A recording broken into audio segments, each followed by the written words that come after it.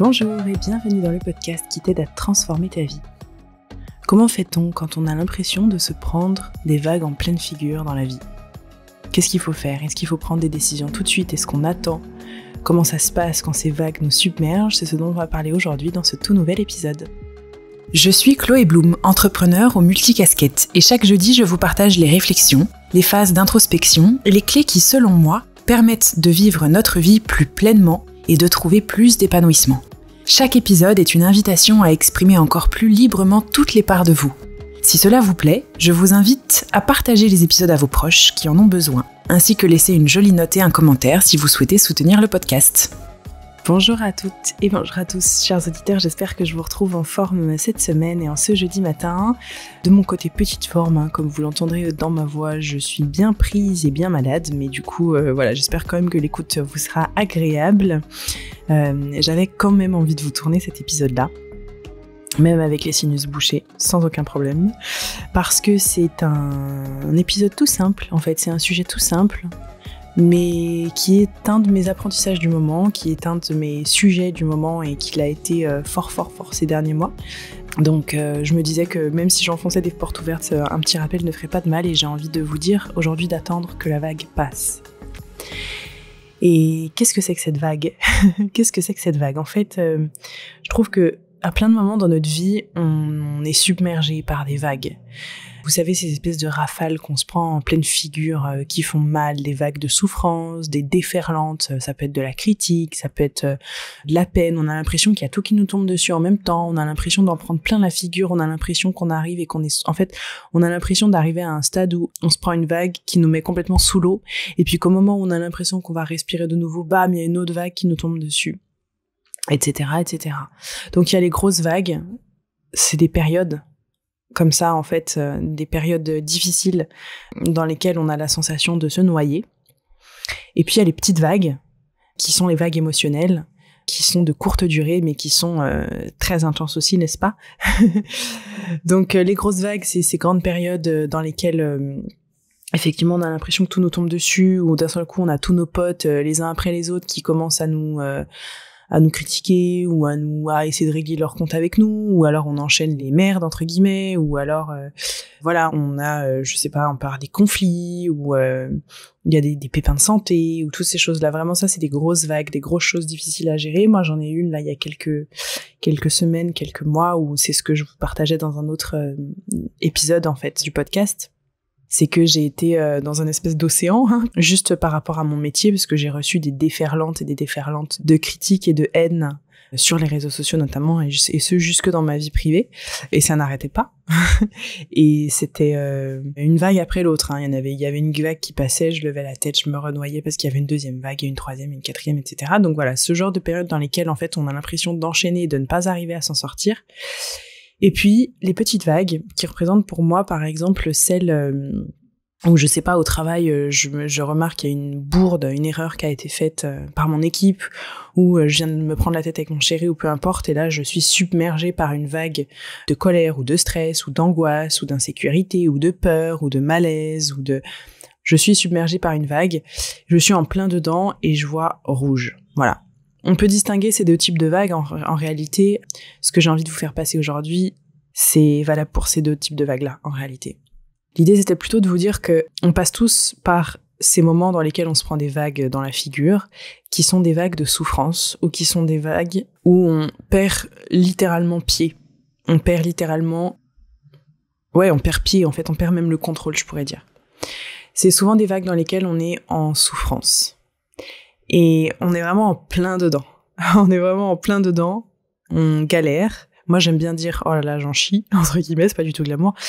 Et ce que j'essaye de me répéter, à chaque fois que je suis dans ces espèces de vagues de souffrance, et ces vagues qui sont difficiles, quelles qu'elles soient petites ou qu'elles soient grosses et que ça ne s'arrête pas, j'essaye constamment de me répéter des enseignements que j'ai entendus au yoga, que j'ai entendus pendant des cérémonies chamaniques ou quoi que ce soit, c'est que ça va passer.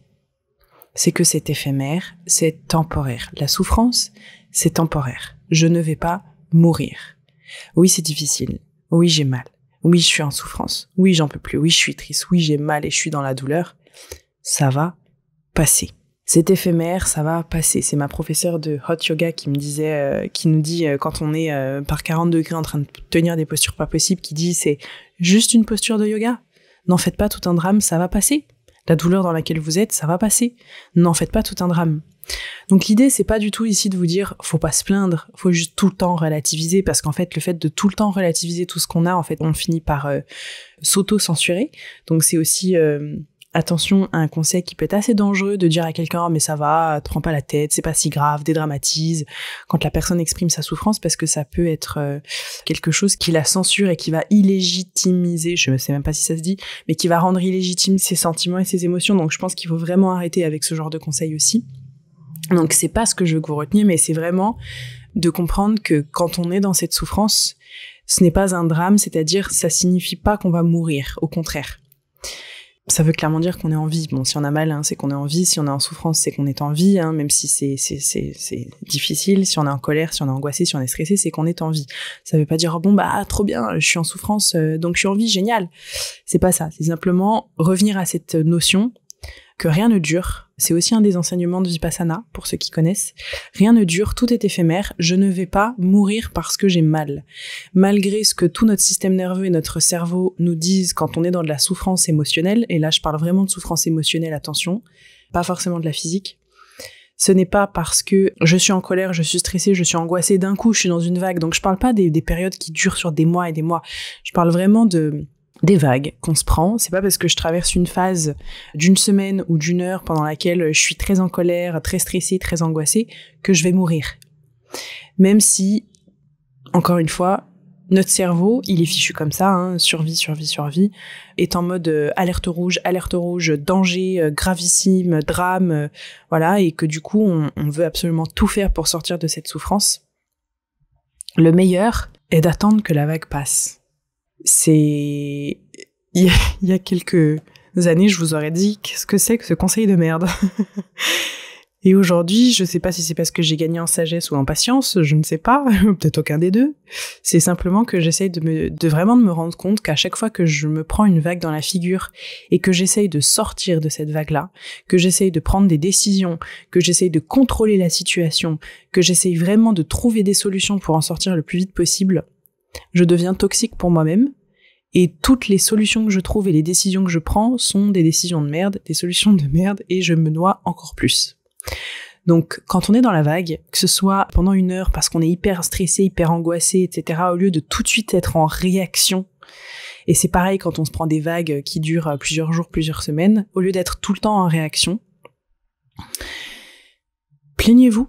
Si vous voulez vous plaindre, plaignez-vous. Dites que c'est difficile, dites que vous avez mal, c'est le moment d'appeler à l'aide, c'est le moment aussi de vous plaindre, c'est le moment de faire la larve, entre guillemets, si vous en avez envie, c'est le moment de constater votre souffrance, c'est le moment de regarder à l'intérieur et de voir la souffrance et de voir la peine et de dire « Ok, là je souffre, là je suis en galère, là je suis stressée, là je suis angoissée ». Et de se mettre aussi en observateur de tout ça en se disant, en fait, attends, là, je suis tellement en panique parce que je sens que je perds contrôle sur la situation qu'en fait, j'essaie de trouver n'importe quelle solution et d'accélérer les choses. Mais ça, c'est de la réaction. C'est tout sauf une bonne solution pour moi. En fait, là, je suis en train de traverser une vague qui est difficile. Il faut que j'attende que la vague passe, ça va passer. Et quand la vague sera passée, là, je pourrai trouver des solutions. Là, je pourrai trouver et prendre des décisions. Quand on est dans une vague, on n'a souvent pas accès à toute notre cognition ou toute notre raison, entre guillemets, parce qu'il y a énormément d'émotionnel qui est en jeu. Dans une vague, une grosse vague, il y a beaucoup d'émotionnel. Donc on n'a pas accès à toute notre raison, ce qui fait qu'on prend pas forcément des décisions ou des choix ou qu'on n'a pas forcément des réactions qui sont toujours hyper logiques et hyper mesurées. En tout cas, c'est mon cas. Je sais pas si c'est parce que je suis bélier ou quoi, ou que j'ai que du feu dans mon signe, mais c'est que c'est rarement très mesuré.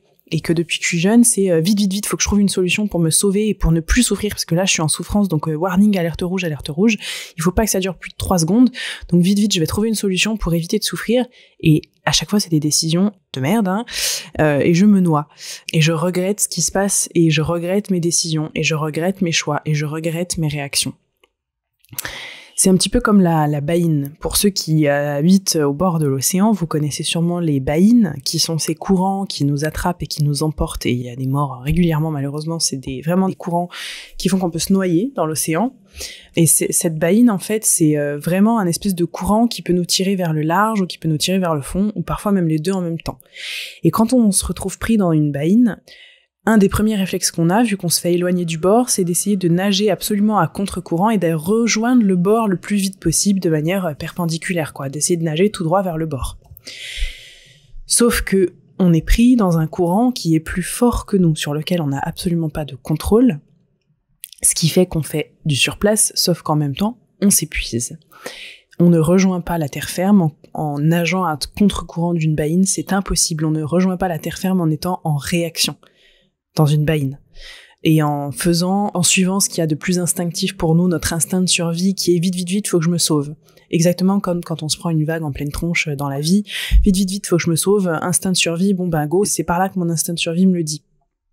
C'est pas du tout ce qu'il y a de plus rationnel ni de plus mesuré, surtout dans plein de situations dans lesquelles notre vie n'est absolument pas en péril. Et donc pour revenir à la baïne, en fait, le conseil, vous le saurez comme ça, si un jour vous êtes pris dans une baïne, vous le saurez.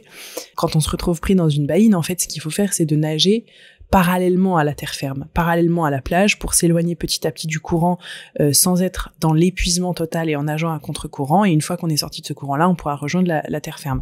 Sauf que ça, c'est pas du tout instinctif.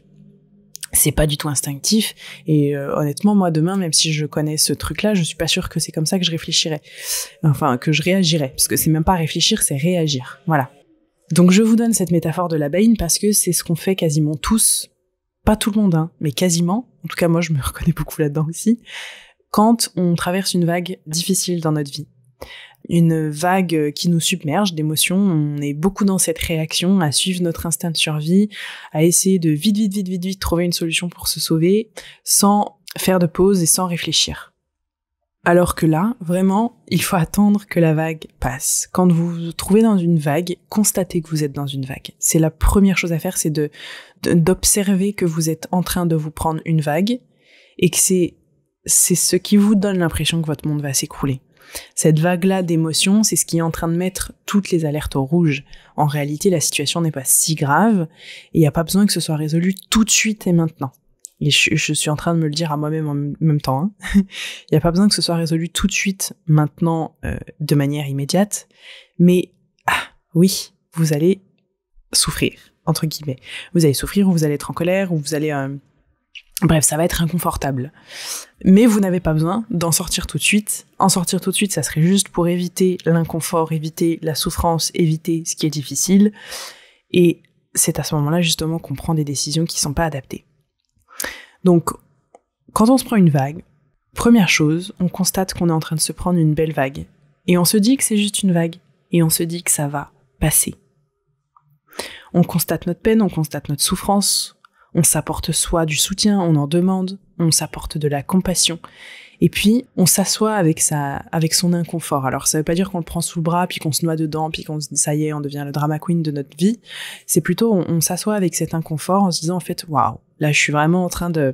Là, je galère. Là, je galère, je suis en souffrance, là, je vois bien que je suis hyper angoissée, ou là, j'ai vraiment de la peine, ou là, je sens que ça va pas.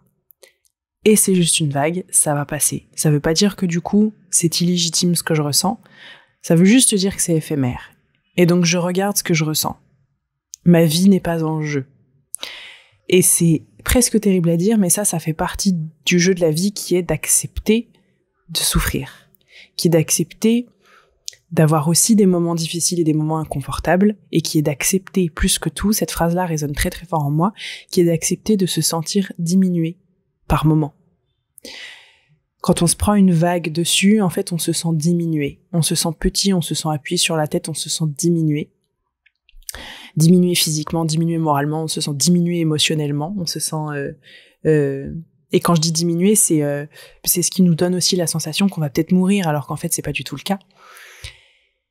Et je crois que toute la sagesse se trouve dans le fait d'accepter de se sentir diminué, pour ensuite mieux rebondir et mieux se remettre en mouvement. Très sincèrement, quand je me prends des vagues dans la tête, donc quand là je me suis pris des vagues de violence par exemple sur les réseaux sociaux, ou quand je me prends une vague d'angoisse et d'agacement, de stress, de colère au travail, c'est des choses qui m'arrivent très régulièrement. Le plus toxique pour moi, c'est moi-même dans ces cas-là, parce que j'ai une réaction à chaud et tout de suite en fait je veux essayer de trouver du contrôle, je veux tout de suite essayer de contrôler les choses, alors qu'en fait je suis juste en train de perdre pied et que c'est juste la vie de pas toujours avoir les pieds qui touchent le sol en fait. Et que la meilleure des choses que je puisse faire, c'est d'attendre que la vague passe. Pourquoi je dis que je suis toxique pour moi-même dans ces moments-là ? C'est que j'ai des réactions à chaud, donc encore une fois, je sais pas si ça vient du fait que je suis bélier ou si je suis impatiente, mais je veux tout de suite contrôler, trouver une solution, je suis en ultra réaction, ultra rapidité, et dans ces moments-là, je prends des décisions qui sont très mauvaises, ou alors j'ai des paroles mauvaises que je regrette, ou alors j'envoie des messages de merde que je regrette, ou alors je mets en place des actions et des solutions clairement que je regrette après à tête reposée une fois que la vague est passée.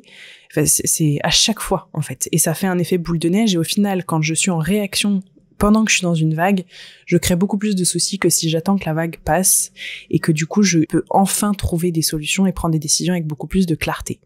Quand on se prend une vague dans la tête, on y voit plus clair, on a les yeux pleins d'eau, entre guillemets.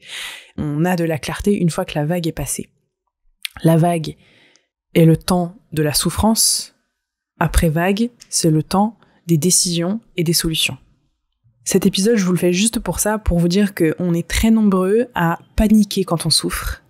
C'est normal, c'est l'instinct de survie. Et quand je parle de souffrance, je parle pas juste de la souffrance physique, je parle de la peur, parce que la peur, ça fait souffrir. La colère, ça fait souffrir. La tristesse, ça fait souffrir. L'agacement, ça fait souffrir. L'impatience, ça fait souffrir. En fait, toutes ces émotions qu'on trouve super désagréables, on est nombreux à paniquer quand on les ressent, parce que on associe toutes ces émotions désagréables à un sentiment que notre vie est en danger. Et on essaye de réagir, et on essaye de survivre dans ces moments-là, et on essaye de suivre notre instinct de survie, et on essaye de réagir le plus vite possible, et c'est là qu'on se fait le plus mal. C'est quand on tente de contrôler quelque chose qui est plus fort que nous, et quelque chose qu'on ne peut pas contrôler, qu'on ne peut pas maîtriser, parce qu'encore une fois, ça fait juste partie de la vie, qu'on se fait le plus mal. Et je vais pas vous donner des conseils bullshit, auxquels je ne crois pas, qui est de faut juste apprendre à maîtriser ses émotions, et puis c'est tout. Bon, je sais pas vous, mais moi, quand il y a une émotion qui me traverse, c'est puissance 10 000, et il n'y a pas d'histoire de « Oh, une émotion qui passe, ok, c'est terminé ». Moi, ça me met dans tous mes états, c'est mon corps qui vit le truc, puissance 10 000, je transpire, je tremble, je bégaye, ma peau change de couleur, mais pour toutes les émotions, c'est comme ça. Alors, ok, d'accord, hyper sensibilité, d'accord, mais humanité surtout, quoi, on va dire. Je sais que tout le monde n'est pas comme ça, mais que une émotion, ça reste une émotion. Enfin, ça reste un courant qu'on vit, qui nous traverse, et que ça reste quelque chose qu'on vit.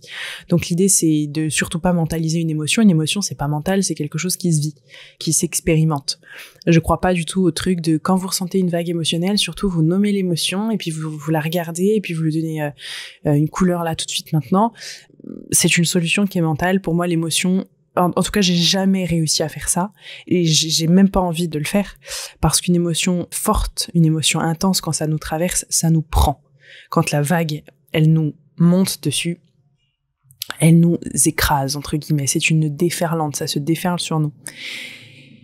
Donc plutôt que d'essayer de maîtriser ces chevaux-là et de croire qu'on maîtrise nos émotions, alors qu'en réalité une émotion, à part se ressentir, ça ne se maîtrise pas du tout, je crois que voilà, l'idée c'est plutôt de faire avec et de se rendre compte que tout ça c'est vraiment des choses qui font partie de notre expérience du vivant, et juste d'essayer de pas en faire un drame et de se dire au fait là je suis vraiment dans une vague, et je suis même dans un enchaînement de vagues, j'ai la sensation qu'il y a une vague qui passe, je lève la tête, j'ai même pas le temps de respirer, il y a une deuxième vague, puis une troisième et puis une quatrième, j'ai l'impression que ça va jamais s'arrêter. Regardez ces moments-là, vraiment regardez ces moments-là, et si vous êtes en ce moment dans une vague comme ça, vous avez toute ma compassion, je peux vous assurer que ça va passer, parce que tout est éphémère. Tout est temporaire. Là, vous êtes dans un moment de souffrance, et je vous promets qu'il y aura d'autres moments dans lesquels vous ne serez plus en souffrance. Simplement là, vous y êtes. Donc, c'est pas le moment d'essayer de trouver des solutions à tout prix mentales. C'est le moment de constater ce que vous ressentez, de dire ce que vous ressentez, d'appeler de l'aide si vous en avez besoin. C'est le moment de vraiment vivre ce que vous ressentez et de laisser aussi votre corps digérer ce que vous ressentez. Quand je me fais traverser par des vagues émotionnelles, moi personnellement, ça me met très souvent KO.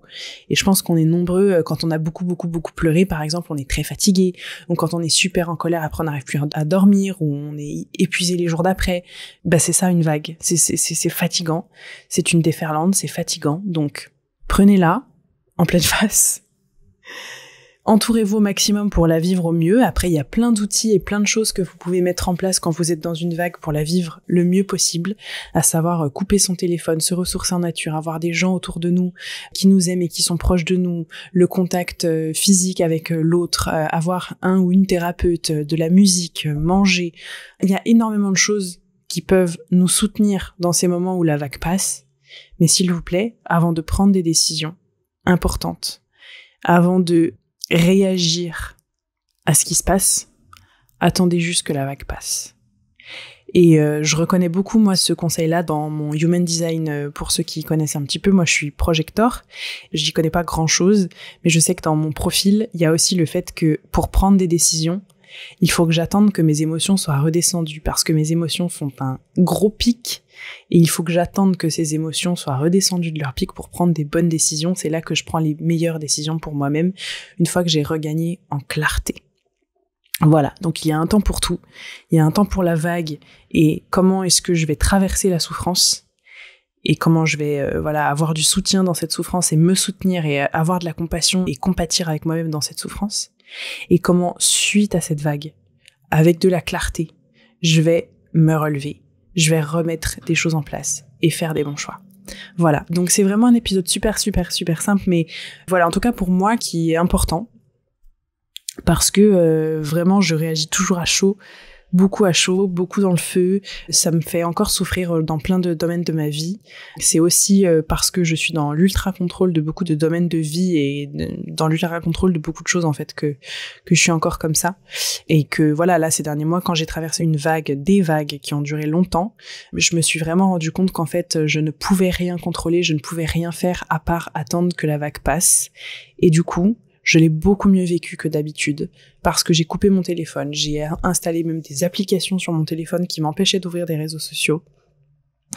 J'ai contacté ma thérapeute, j'ai été avec mon chéri, j'ai reconnecté avec mes amis, j'ai mangé, j'ai coupé les réseaux sociaux, j'en ai parlé à mon équipe, je suis allée dehors, j'ai respiré, je suis allée voir mes parents, j'ai fait toutes ces choses qui pouvaient juste m'aider à supporter les choses pendant que la vague était là, et puis quand la vague est passée, hop, ok, c'était le temps de mettre en place des choses pour la prochaine fois et prévenir la prochaine vague. Voilà, en tout cas, ça résonne en moi, j'espère que ça résonnera en vous. Si vous êtes dans une vague, je vous embrasse très fort. Ça va passer, c'est comme une posture de yoga.